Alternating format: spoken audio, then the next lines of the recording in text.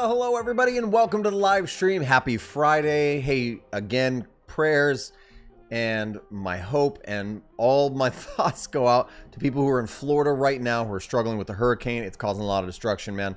Hey, I just hope you're staying safe. I hope you're doing good. I had one person jump in the chat, Jordan, saying power finally came back on in Tampa, Florida, just in time for the stream.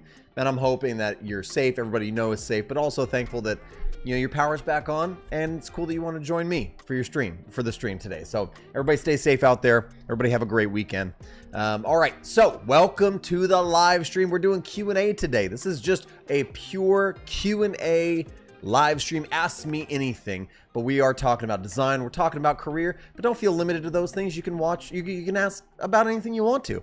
But one thing I was talking about, I did a quick stream over on Instagram before I jumped over here, was a lot of times people have questions about case studies, portfolio, landing jobs. And so I just wanted to highlight a little bit about that. Let's kick it off there. And as I'm talking about case studies and portfolios, feel free to jump in, ask any questions that you want. Let me know out there. Give me a little emoji on what you're doing this weekend. I want to know if you are sleeping in this weekend. Are you taking your dog for a walk? Give me an emoji that matches the activity. I'd love to see it. We got a bunch of people right now watching on Instagram. We are live on YouTube, Twitch, Facebook, and Behance actually. So hey, what's up to everybody there?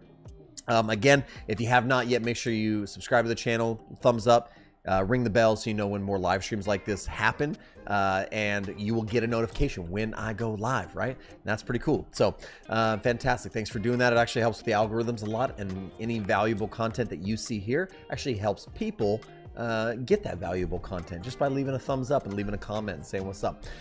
We have a question right in the chat right now from the Orange Camp. It says, should anybody change from Figma to something else? Man, that's crazy because right now Figma was just purchased, if you don't know, by Adobe for $20 billion. That's billion with a B dollars. And we have no guarantees as to what's going to happen to Figma in the future and what is the future of XD and a lot of these tools. Here's what I would say. Use what you are most comfortable with now. The landscape of creative tools will always be evolving, always be shifting, always be changing. So use what makes sense for your work now, right? Like for years, I was using Adobe like Photoshop and Illustrator to design websites and mobile applications. Sketch hit the scene. I switched to Sketch. I loved Sketch. And then I transitioned away from Sketch to Figma because that was the new hotness. It was just a better tool for me at the time. And then I kind of now have been using XD and Figma pretty exclusively for UI and UX design.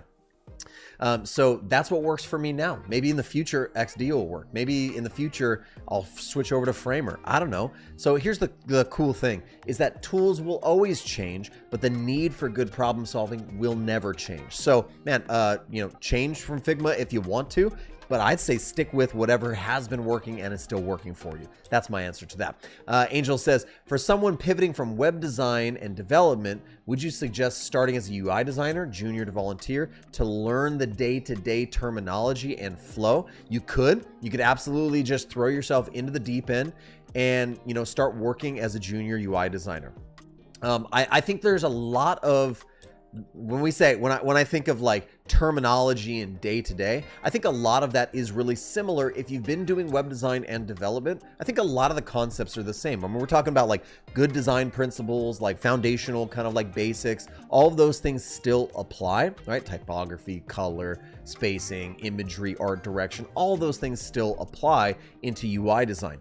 There might be some things that you want to buff up on a little bit, like design systems, pattern libraries, components, using tools to create prototypes, animation. And if you're not real, versed in those things, you might want to take a course, you might want to, read a book, you might want to binge watch a bunch of YouTube videos. I actually have a playlist on my channel called Becoming a Product Designer in 2022. I think that's what it's called. And you can start from the top and move all the way through that playlist. And it has things talking about, becoming a product designer, things you need to learn, wireframing, user flow diagrams. There's tutorials of designing UIs, and you just flow through it, and that could be enough for you, right? But I think what's really cool is if you are a web designer right now, and you've been designing websites, especially if you're a freelancer, you probably have an understanding of user experience because you have to do a little bit of user experience work as you go. You just can't design a website and make it look good without thinking about where the user needs to click, what they need to do. You understand what a call to action is. You understand what primaries and secondary and tertiary CTAs are. You understand reading patterns. So you might just need to buff up on the things you don't know, but realize you have a lot of value in the things that you do know. So, have some confidence there, I would say. All right. Woot says, on which platform do you recommend showing your portfolio? That's a great question. Let's actually kick over because I do recommend Dribbble and Behance. I think both of those are fantastic platforms to display your portfolio on. Now, here's the thing. If you want to build out a custom website, you can, but don't think you need to. You absolutely don't need to nowadays. Like, it's just not required for you to show a good portfolio and show what you can do. And if it's a waste of time, if it's something that you're not versed in, you have to learn how to like build a website or spend the time filling out a Squarespace site, then don't even do it. Just move over to one of these platforms like my friend Ashley Galladay has. She has moved over. She has her stuff here on Dribbble and it's great. It's fantastic, right?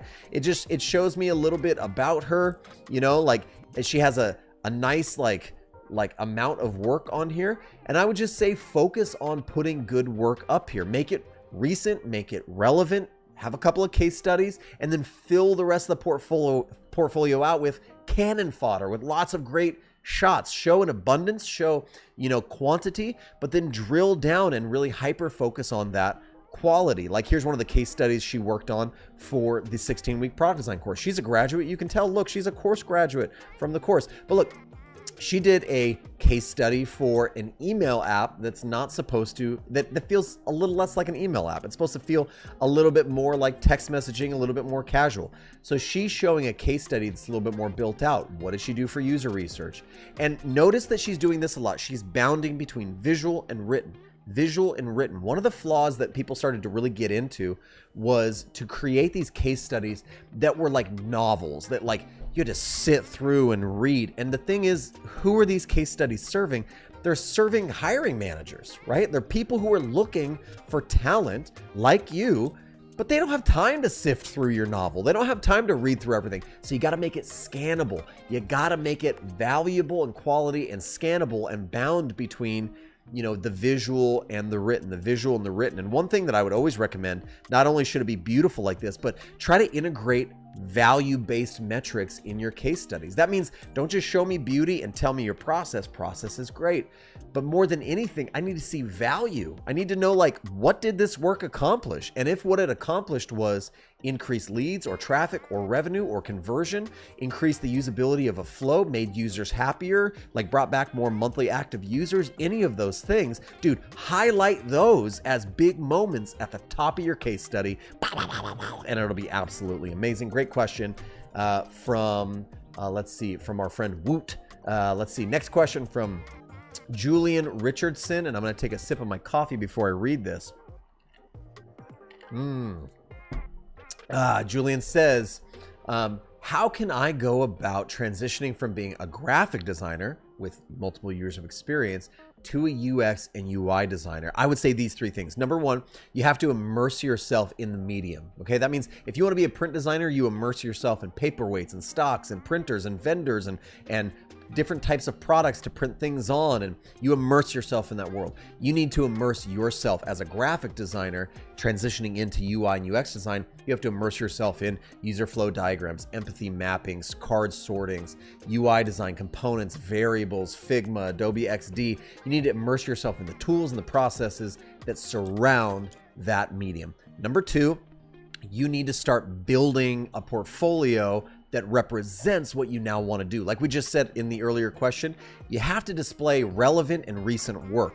And if you want to get hired as a UI UX designer and all you have is business card, logo, and poster designs, it's not very enticing. So you need to start spitting out a lot of concept work, utilizing all of those concepts and that immersion that you are starting to build into. Where can you do this? You can go to the Adobe XD Daily Creative Challenges. I think that's a great place. You can hit design challenges on something like Dribbble, but just find challenges and start pumping through it. And then lastly, if you feel like you just don't have that skill set, you're going to need to take a course, read some books, go to YouTube University, whatever it is, I do highly recommend the Dribbble 16-week certified product design course. If you're coming from a different medium and you don't know the product design process or what it is to do UI, UX, testing, research, then you might need to learn that and get a little bit more hands-on. The reason that I love the course and I'm part of the course is because they have hands-on mentorship with actual rock stars in the industry. You get like my curriculum, live sessions with me, live sessions with other like superstars in the industry like Dan Mall and Brad Frost and Jessica Coe and MDS. You get all those kinds of things, but you also have the weekly cohort sessions with your mentor that you can get hands-on with. It's just like a learning process like none other. And you can do it in 16 weeks and you get plugged into Dribbble's hiring network. Super worth it in my opinion. You might need a course. So those are the three things: immersion, like filling out lots of work, like learning by doing, and then maybe even adapting to a learning platform or course like the Dribbble course. So that's my answer to that question. Okay, let's see. Yeah, Patrick just asked the same thing. What do you think about using daily UI design challenges to fill a portfolio? Love it. Absolutely love it. But again, you do need to have some meat on the bone. You can have lots of appetizers there for people to look at and be like, ooh, that's nice. But you do have to have some meaty case studies or something that people can dig in and see process, right? I actually, can we talk about this for a second? I like the in-betweensies of a Dribbble shot and a case study. I actually like the minimal case study that's like, here's a beautiful shot, here's a quick explanation, here's a shot of like a beautiful prototype, here's a little bit about like some research and like UX design, here's some metrics, boom, we're done. And it doesn't have to be this long case study. I like mini case studies. Can I coin that trademark, like copyright, like 2022 Jesse Showalter, the mini case study? Yeah, it's good. It's like the donut hole of the design portfolio world. You know what I'm saying? Like you don't want the full donut, you want that nice little center. Okay, just a thought. Adam says, do you use any type of user testing program such as Usability Hub to help clients during the design process? I actually do recommend some testing platforms. I like usertesting.com. I think it's a pretty successful platform. You're able to dictate goals and what you want the user to accomplish and then set up a series of steps for that user. And then you can just, the prototype is there for them to use. It can get linked to a clickable prototype, a coded prototype, a Figma prototype, and then they just walk through the whole thing and then they leave feedback. And they're getting filmed, so you can see their confusion. You can see their mouse going around like, where do I click here? That's like, it's just priceless, like valuable information to watch somebody break your design and not be able to figure it out. It's really, really nice. So I like usertesting.com.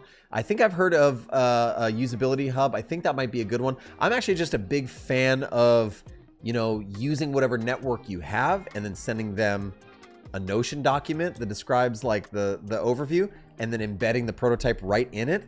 It's kind of nice. It's pretty dope. So I like that. Yeah. So maybe that's a good suggestion for you. These are great questions, by the way. Made up case studies. Irfan asked, what about made up case studies? Is that okay? Totally okay. Let's say you have a concept, something you really love, like you want to create the next, like phone rental service where you can lease an iPhone. Is that a good idea? That's a bad idea. But like, let's say that's your business concept you've always wanted. Here's something I've always wanted to do. I was just talking to my wife about the other day. I've always wanted to open up a board game cafe, like a brick and mortar cafe with like paninis and like craft beer and like a wall of like modern board games that people can sit down and play with their friends, order good food, have a great time. I've always wanted that. That's always been in the back of my mind. Make a website about it. Build the business, build the brand, build the website, build everything that has to do with it. Build the mobile app where they order their stuff and like check out game. Build everything around it. That's an idea that could become a concept, right? That could actually be a beautiful case study that's filled to the max, and it's your passion project. And you actually apply a professional process to your passion. Not only do you get a great case study, you might get yourself a business. You might get your dreams to come true, like Jiminy Cricket said from back in the day.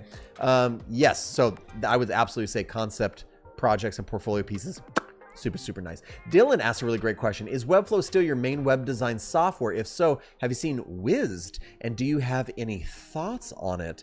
I don't. Wized. Oh, I'm going to check it out. Wized? I don't understand what that is, but let's look at it together, shall we? So the answer is yes. Webflow is still my main priority or application that I use, but this is called Wized or Wized. How it works: integrate Wized in your Webflow project with 2 lines of code. Build web application functionality on top of your Webflow project. Publish your hosted Webflow project with 1 click. So this is more about building like web applications. So now we can turn Webflow more into like a bubble type deal. Is that what we're saying? It looks like maybe that's what we're saying. Real web application. Okay. It looks like FinSuite has acquired it. I would be interested. I would definitely be interested. I would also be interested to see, you know, like what type of, because now like Webflow has just introduced Logic, which allows for a lot more like complex things to be built inside of Webflow, which I'm super excited about. So like Webflow right now, for me, is the all-encompassing tool. It's extendable. You can plug and play it with other things. It has e-commerce. It has databases and content management systems.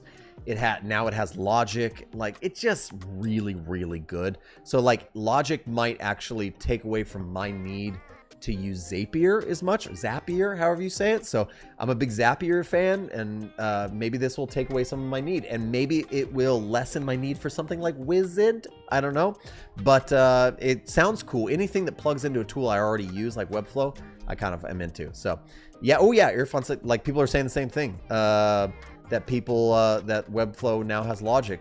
Let me know if you're playing with it and what you think about it. Let's see. How Irfan says, what are some of the outcomes that can be made up? So referencing, if you have a concept project, what type of outcomes can you come up with? Well, I think the best one to do would be simply redesigning, for instance, like a bad application. Okay, like a bad application. Like, okay, so I am releasing a video soon where I am redesigning an app that I really, really love. And that app is called Soul Time. Okay. Soul Time is a Christian meditation app, and it looks like this, and it's really, really ugly. And in one of my next videos I'm releasing, I think next week, I redesigned this in like a 2-part little series because I love this app, but it's super uggs and it's really, really hard to use. So here's an idea, and maybe I should do this as a part 3. Let's test it and see. I would build out actual flows. I think I only build out like 2 or 3 screens, but maybe I need to build out more flows, and I need to use the prototype and say, hey, like, user, download the actual Soul Time app right now and try to start a meditation. Okay. And then I would put that up on usertesting.com, or, you know, I don't know, like do something like that. And then I would then take my clickable prototype that I've actually created, and I would say, now user, try to use mine and find a meditation app, right? And so like, then I could compare and I just ask some simple feedback questions in a form. Like, you know, was your experience more enjoyable? Like, was it easier for you to find like the meditations? Like, ask them some questions, probably some leading questions. But then when you're done with it, you're able to say, man, 90% of users were able to find meditations quicker, faster, and easier than the current application. That's a metric that you can use. It doesn't necessarily need to be users like, or the application made X amount of millions of more dollars like this quarter. It can be simply, my experience was better. It was more enjoyable. It got them there faster. And so where do these metrics come from? What ideas are you looking for? Why do we design? Why are we UX and UI designers? To improve the experience. What's a better experience? It's more memorable. It's more easy. It's easier. It's learnable. It's more desirable, right? Like any of those like basic UI design principles, if you can make it more memorable, learnable, desirable, like any of those, then you've done your job. And all you have to do is figure out a way to ask people whether or not you actually confirmed any of those UX basics. Okay, so that's the way to do that, I would say. Let's see. How to become, yeah, I want to redesign my thermostat UI UX. It's terrible. Yeah, man, for sure. Get after it. Go do it. Here, I'll show you just really quickly. I'm dropping the video next week, and I do it in a 2-parter. But let me show you like how I actually redesign this thing, okay? Like really quickly. So again, like here is, oh yeah, can we get to it? We can get to it, okay? Look, I'll show you. Like for instance, like I go about redesigning this application. Here's the application. Let me just get into Figma. Boom. Okay, it's like, here's the application. Like it's just images on top of images. Like it's a bad experience. How do I start my meditation? I guess click here. If you download the app and try it, it's like multiple clicks to get inside of one. It's just real ugly. Like it's just not a great vibe, right? Everything about it's really broken. They show how many inside of collections, how many are there using these weird like pagination dots. I didn't like it. So I explored a bunch of like concepts. Like I tried like this glass type out. I tried this type out until I finally landed on this, which is a more like relaxed. I just went for like neutral and relaxed. That's all I wanted was neutral and relaxed. And you can see like, here's the current like homepage. Here's my homepage. And my goal was to try to get people to meditations quicker, right? So instead of inundating them with tracking your mood and reading your daily Bible and inviting your friends and a personality test and stats, I was like, I just want to get to the stinking meditations. So look, here's a daily meditation and here's collections of meditations. Pick, go, done. And if you can't find that, hit meditation down here. When they click on like a collection, look, they go to a list of them, they tap on one, they're stinking doing it. So this is like, I would test this out. I would say, how do you, user, in the current application, how do you get to a meditation? And I would watch them go, I think I guess I'll click here on the daily one. And then I would show them mine and go, user, how do you get to a meditation? They'd be like, oh, daily meditation. Boom, right there. Oh, look, feature collections. And maybe I'd get some feedback that says like, this shouldn't say featured collections. This should say featured meditations or meditation like sets or something, right? I'm like, dude, all I see is meditation. Like it gets me there so much quicker. So this is how you can define and refine like a concept and make it better. Okay, so yeah, thank you very much. Dylan Packard says he likes this redesign. I appreciate you, Dylan. I appreciate you. I like you. Let's see. Let's just go back over here, see what's going on. And again, ask all these questions. Ask as many questions as you want in the chat. I want to answer each and every one of them if I can. Let's see. And hey, if you want to ask more questions like this, consider becoming one of my Design Champion members. Design Champions get access to more content, early access to content, monthly meetups, stuff like that. So hey, head over to learn.jesseshowalter.com, click on Design Champs Club, jump in, become a design champ, become part of the club. It could be really, really fun for you. All right, so with that being said, some people are talking about different no-code builders.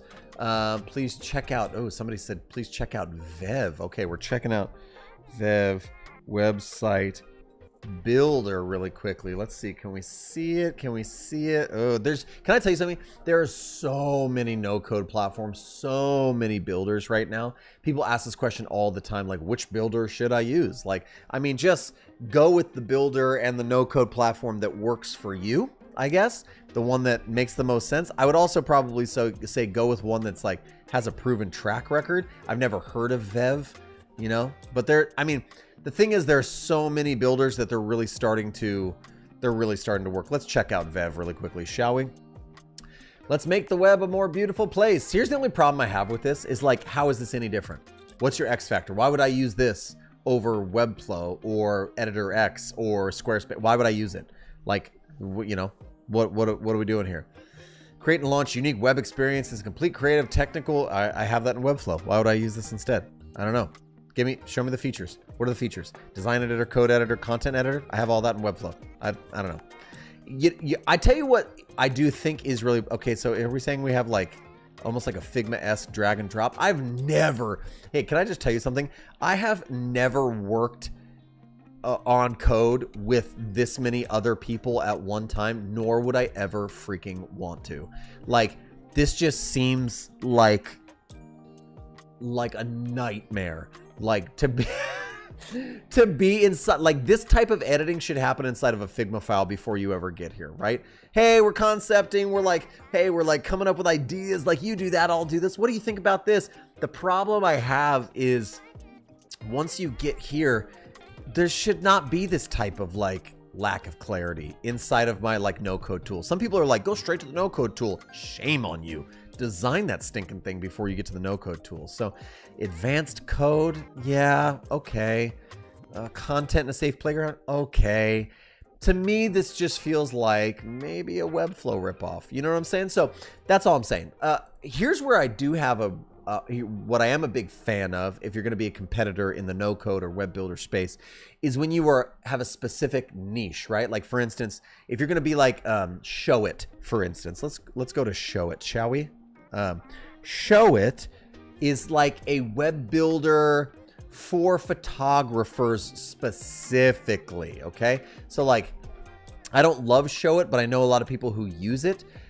It's specifically made for photographers, right? Like it's like it's really like refined for photographers to show off your images, messaging with your clients. Yes, it's a drag and drop like editor and all that kind of stuff, but like it has like a template store that works for you, but like everything's just really geared towards like this type of like photography site, which if you don't know, like my wife's a photographer, like this is the type of site that photographers have. Like it has to be that way. And it's just easier for them. And besides, and of course, photographers could use Webflow, of course. But the other thing with like a Show It is there's like a community of photographers building photography-based websites. So it all like is very niche. That's where I'm a big fan of you being a competitor in the web builder or no code space. Not just to become another one. Unless your strategy as a business is to just become another one and become acquired. I don't know, maybe that's your strategy. That could be cool too. But yeah. So cool. That's my thoughts on all of that. Let's see. Tips for learning or growing your skills in illustration. I feel like this is a weakness I currently have in my skill set. Oh, if you want to grow better at illustration, let me throw a YouTube recommendation at you, right? Because I'm not an illustrator, I'm not an artist. I have two recommendations for you. And I'm gonna look for them right now. One of them's name is, let's go. I see him. Where is he? Yeah, I'm gonna do this guy. And then I'm going to do this guy, Kyle T. Webster, who is constantly on Behance. Okay, so here's the two people. If you want to grow in your like drawing and illustration kind of like skill set, I'd recommend these two people. Okay, I don't know them. They're not friends of mine or anything, but like Kyle T. Webster does a lot of stuff on Behance. So you can actually find him on Behance. Let's just go to Behance and look for Kyle T. Webster, okay? Because he's a great dude. Let's go Kyle T. Webster. Come on, can I click in here? Kyle T. Webster. That's not how you spell Kyle at all, but here he is here. And let's go to his page, please. Thank you. And he has a lot of live streams. You can just follow along. And he does a lot of like the Adobe like stuff. The other guy, his name is Brad Colbo. He's on YouTube. He's got like 720,000 subscribers. Hello, that's awesome.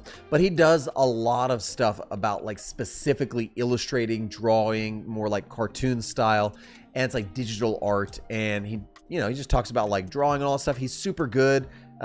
He's just a really good teacher. I find people who are good teachers to be more important than maybe the most talented person ever. Both of them are incredibly talented, but they're also really good teachers. So I would say use those guys if you want to learn how to draw or illustrate. They would be my recommendations. Any hot take? Somebody says, any hot take on the iPhone 14 dynamic island up there? Look at our little dynamic island. Yeah, I think it's cool. I'm not as like into it as other people are. I think it's a cool space. They got rid of the notch and they introduced the island. And I think that they had to have that little camera up there, and they were like, kudos to them. They were like, people are already used to the notch. Like, why don't we create a new content space and call it Dynamic Island? Sure, it's cool. I don't think it's amazing. When I'm like playing music, for instance, on Dynamic Island, like the album art is like this big. It's teeny, teeny, teeny, tiny. And I don't think it's like the most fantastic thing ever. I don't need the album art. I think there's going to be a lot of playing with what goes inside the dynamic island. I would just like to see a little waveform and a start and a stop. That's it. So I think it needs to get pulled back and be a little bit more like the Apple Watch like interface, like design elements, really minimalistic. Don't be trying to shove stuff in there that's super complex, because it's just a really small real estate. So I think it's new and they're still learning. I think they're going to pull it back and simplify it. That's my hot take. Let's see. Do you create Birdazoid asked this question.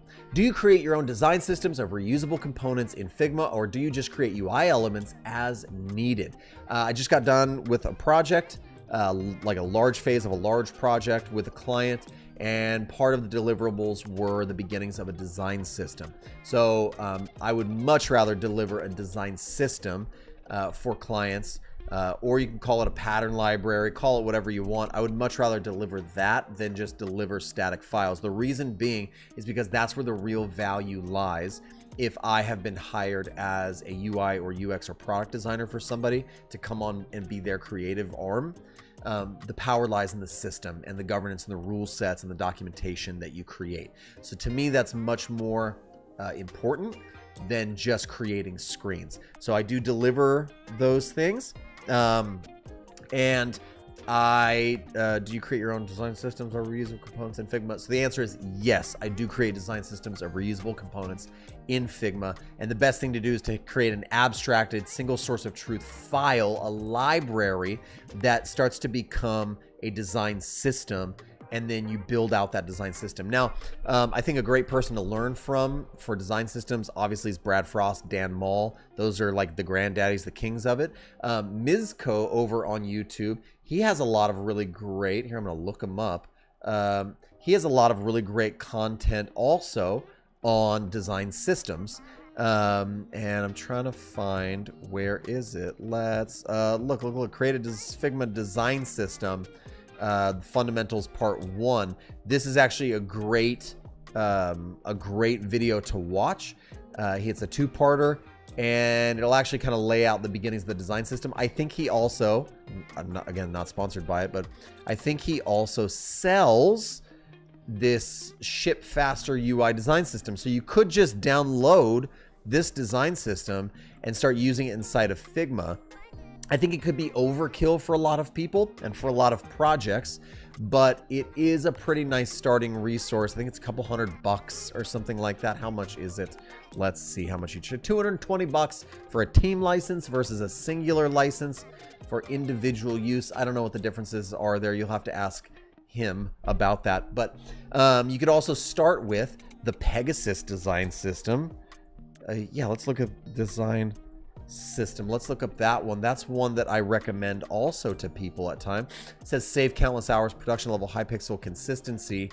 And it has the design system kind of already built with buttons and forms, and you can actually edit it at the like atomic level, which I think both of these design systems use the atomic design system methodology, which would be atoms, molecules, component, not entities. I forget what the last one is. But the idea being like all of these components and everything are fully built out. And when you change something at the atomic level, like the color, it's going to change everywhere across the entire system, right? So you can modify, edit, change, and it's taking care of a lot of like the heavy lifting for you. It's actually a really great resource if you are like, you know, like working on a lot of projects and designing at scale. It's a good deal. So think about that. Let's see. Any tips for someone's finishing up a boot camp, starting to make a career pivot to UX and UI, hitting the ground running, applying for jobs? Yes, I got a couple of recommendations for you.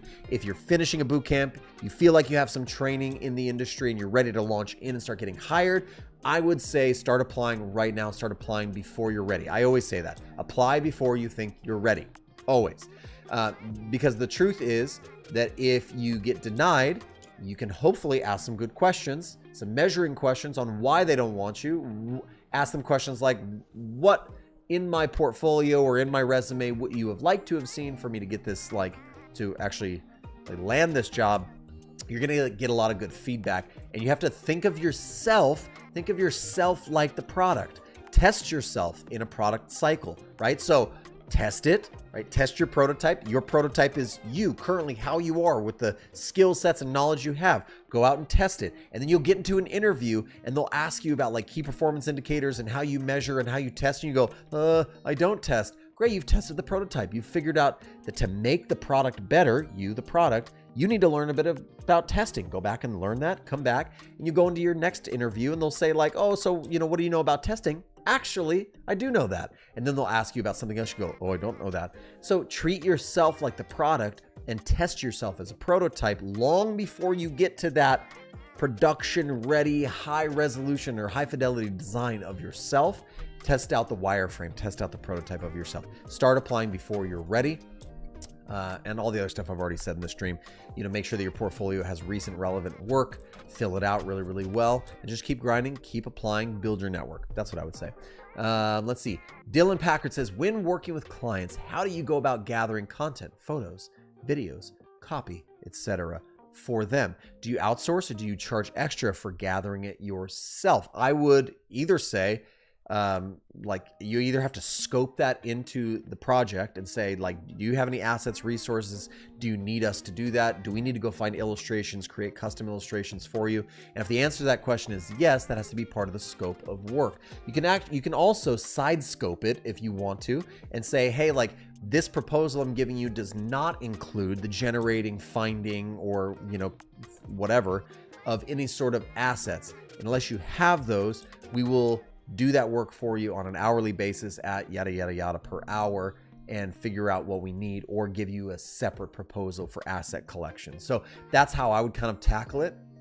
I like to build it into the initial proposal if I can, so that it feels like there's value. Really you should have some kind of assets or at least some sort of idea of what type of assets. You shouldn't have to be running around going, is this good? Is this good? You should have at least some sort of idea on what needs to be done, what needs to be found, and hopefully get some things from the client. So yeah, let's see. Some of these people are saying like, man, I wish I could upvote these. These are great questions. You know what you can do though? You can leave a little thumbs up on the entire video, subscribe to the channel, and ring the bell. That's showing appreciation to me and to all the amazing questions that are being asked in this stream. It also gets it in front of other people so they can see it. Yeah. So that's all. These are great questions. Let's see. I'm finding more. Yeah, Atomic Design by Brad Frost is like the granddaddy book of all of this. That's a good one. Let's see. I'm looking for more questions right now. When I mumble to myself like this, I'm looking for more questions. That's what I'm trying to do. Let's see. Is there any other ones? Any other good? There's lots of good questions here. Masa says, hi Jesse, I don't want to use Adobe Figma anymore. Adobe or Figma anymore. Do you recommend it? Oh, you don't want to use Figma anymore. Do you recommend Adobe XD instead of Figma? I think both of them are great tools. They're really, really similar.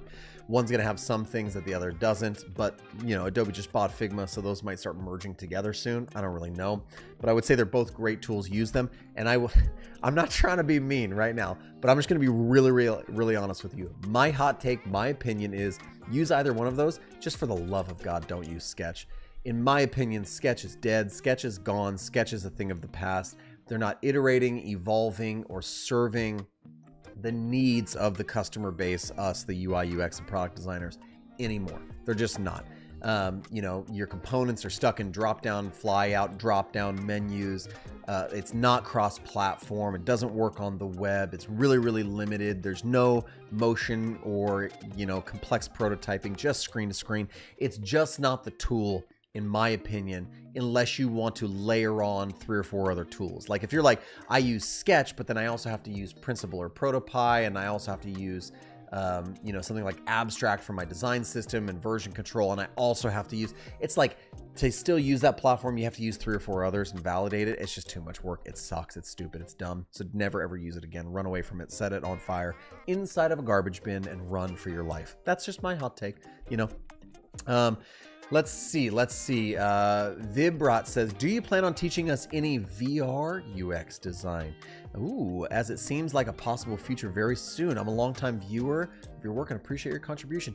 I'm going to be really honest. I have not dabbled enough inside of like any sort of design for VR to really speak on the matter, like in any sort of way, expertise way, or bring any sort of value to it. I think I'm still exploring. I'm still like learning about it, but I do want to learn more about it and figure out how I can bring value to that space, because you're right, it is a growing space.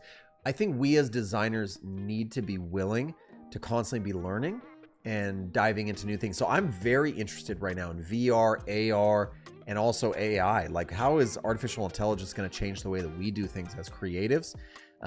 So I watched a really great video recently from the guys over at Corridor Crew, the folks over at Corridor Crew, where they created an entire graphic novel and storyline using AI-generated imagery, custom AI-generated imagery. That's interesting to me. I think all of this, like AI, like, you know, everything, it has, right now we're in the playground stages of all of this. We're in the playground stages of VR, of AI, all of those things. You know, I think that getting out of the playground stages requires us to play with it, learn it, and start pushing the limits of it, right? Not just in the developmental capabilities, but in the experiential, the user experience like elements of that. So I would like to like play with it more before I give you any sort of thoughts. Yeah. Leah says, as a designer, my biggest pain point is dealing with clients who can't decide on what they want, especially multiple revisions. Do you have any experience? Could you recommend how to handle that? Ooh, absolutely. Let's talk about indecisive clients, multiple revisions, and decisiveness, and getting decisiveness out of your clients. The first thing that will help you have clients that are more decisive is to vet your clients. You do that through offering them a client survey or some sort of form that they need to fill out explaining everything. And if there is a lack of clarity in what the client is looking for, it's not their fault, it's your fault or my fault for not asking our clients. We just have to be realistic about that. It can be our fault for not bringing clarity to the conversation. We need to understand, we need to research, we need to do the digging and find out what they want. Once we find out what they want, we need to have good expectations set in place. Hey, we feel like we know what you want, and so therefore we're only going to offer 1 or 2 rounds of revision for these designs, because we don't plan on offering you 10 different directions. We feel like we know what you want. We're going to offer you 1 or 2 directions with revisions allowed. Okay, so that's number 2, is setting expectations in the proposal for the amount of revisions they will receive. What does that look like? What if they want more revisions after that? Sure, at an hourly rate. And we will just charge you at an hourly rate, and we'll revise this thing to your heart's content at $175 an hour. Please feel free to ask me for more revisions past what's been allotted to you, right? So that's a nice way to kind of protect yourself. Number 3, I think to protect yourself from multiple revisions and continuing on and having indecisive clients, is you need to offer them less options. So offering people too many options is a bad thing. You need to offer them less options with more clarity around those less options. And here's what I just released a video recently on style tiles, right? So I don't offer clients 7 mood boards or 7 visual directions. I've done all my research portion. I go, this is the direction you're going to go. So I'm going to offer you these 2 style tiles with 2 color variations inside of it. And if a company comes to me with a brand established, then they're not getting that. They're going to get 1 color palette because that's their brand guidelines and all of that. But there's going to be slight variations. Like this one's a little softer using this typography and rounded buttons. This one's a little bit more, angular with angled shapes, strict square buttons, and a little bit more of a masculine or, feminine or whatever it is, typography set or pairing. This is your only choice. But the style tiles will bring out more clarity. So later on down the line, they'll go, well, why do we go with square buttons? No, we already discussed this, right?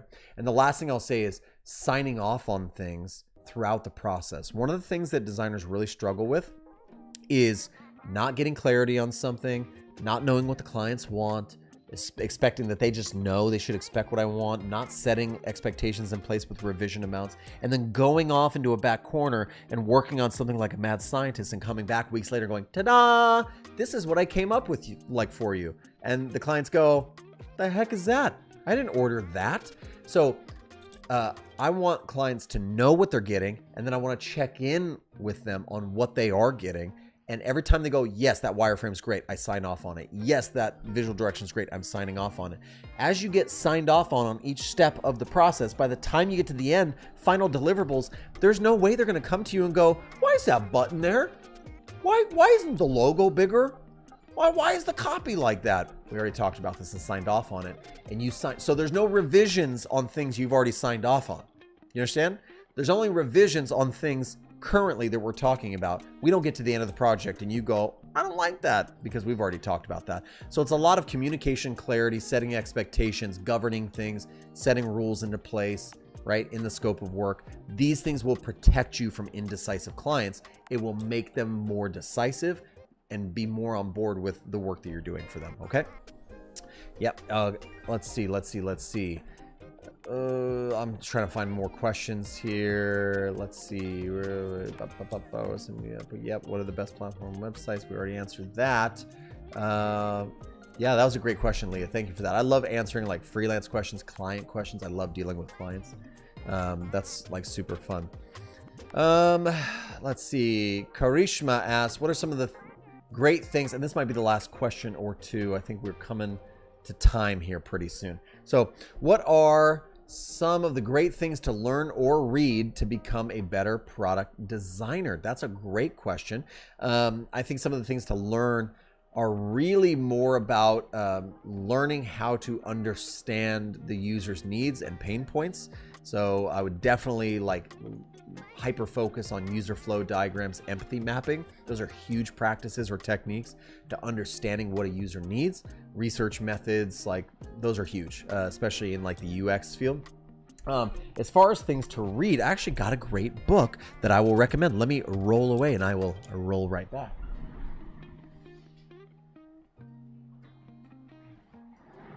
Coming back. Okay. Here are two books that I always recommend. This one is an oldie but a goodie. This one's called Don't Make Me Think by Steve Krug. This is the second edition, and it's a common sense approach to web usability. Now, when you open this book, it's gonna look real old, like some of the websites and stuff that are on there look real old. But this book still applies very much so to today, talking about basic usability principles. If you haven't read Don't Make Me Think by Steve Krug, like you are missing out. This is a standard in the industry. It's an absolute must read. This is a new one for me though, by Pact Publishers, called 101 UX Principles. These are actionable solutions for product design success. This is the second edition. What I like about this book is that it's almost like a glossary for things that you need to learn. Like for instance, here's a chapter on allowing users to accept or reject cookies with one click, right? And so it takes you through why is that important, and it shows you like some examples of it, and then it says here's a few learning points, some takeaways. Here's another one, streamline creating and entering passwords. This is something we do every day. Oh gosh. So like you can open this book up and make daily challenges out of these, right? Daily UX challenges to hone your problem solving process, like skills up here in the old brain, up in the old gray matter. Use animation with care in user interface. Open up one of these, read it. It's almost like a little daily kind of deal. Like, look, it's one page on iconography. Walk through that every single day, and at the end of it you would have gone through like 101 challenges or UX principles. Man, these things are foundational. So this is 101 UX Principles by Will Grant over at Pact Publishing. I would recommend that book. I think it's great. I own it, so you know I like that one a lot. So those are some things I would say that you can read and learn. Yeah, really, it's more about like design fundamentals, user experience fundamentals. Books like that will help you understand. Let's see. I don't think. Yeah. What are you? I'm gonna answer this last question, and then I will say goodbye for the day. Aloha for the day. Speaking of that, have you seen my cool hat that just says Aloha Vibes Only? That's really cool. I want to speak about hats really quickly because, hold on.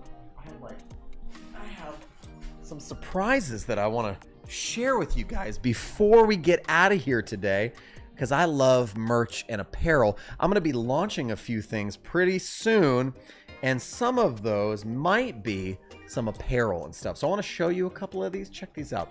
I have a couple of new things that I'm going to be launching pretty soon, and if you are interested in getting your hands on this little baby that says Designing Rad UX and UI Till the Day I Die shirt. It's a front and back print. Check that out. Designed by yours truly. This one is awesome. And I also am going to be launching some really cool dad hats with the same deal inside of it. Really, really cool. Really nice quality. Got some hats, got some shirts there. So that's the first of the things that I'm going to be launching. And you can pick up one of these if you want online. But I also have a little, and maybe I'll keep this one secret. I have a second design that I'll be releasing after the first design. But each of these may or may not come with some really cool custom stickers. Like, for instance, our little UX and UI Till I Die stickers. We got some little stickers that say that you are a pixel hog. Look at how fun those are. Got those done. What else we got in here as far as like stickers go? Oh, I love these ones. These are one of my favorite ones, actually. I got these done. This one says, designers love developers. Hello, slap that on your coffee mug and be like the best friend of the developer at your company. And then we also have some little custom Jesse Showalter stickers that have my little logo like hidden in the little beanie there. So I got some sticker packs, some shirts. I got some hats that are coming out. They're specifically for you who are UI and UX designers, product designers out there. You need some merch that's made just for you. And if you want to get some of this merch, then stay tuned. Hey, maybe if you haven't already signed up for my newsletter, that would be a good one for you to stay tuned into. Because if you're not a part of my newsletter, then you're missing out. You're missing out on fun, cool stuff. So, you know, definitely here, I'm going to put the link for my newsletter inside of the chat, which give me a second and I will do that. But just jesseshowalter.com/newsletter is pretty much all you got to do. But let me pop it in here so you can see it. Boom, hit that newsletter up. And then you will know when these things launch and where you can buy them and how you can buy them. But that is it for the day. Everybody sign up to the newsletter. Again, make sure you like, subscribe, thumbs up to this video, and ring that bell so you know when more live streams like this happen. I would love to answer more of your questions in another live stream coming up very, very soon. I got a lot of cool things happening on the channel. I might be bringing some guests on, launching some merch, like diving in with my design champions a little bit more. I've been off for a while because I've been taking care of a few other things, but getting back with my design champs and having some more fun. So consider signing up for that as well. I hope you guys are having an absolutely amazing week. I hope you're having a fun Friday. Have a great weekend. Rest up, do good work, love yourself, and we'll see you in the next one. Take care, everybody. Goodbye.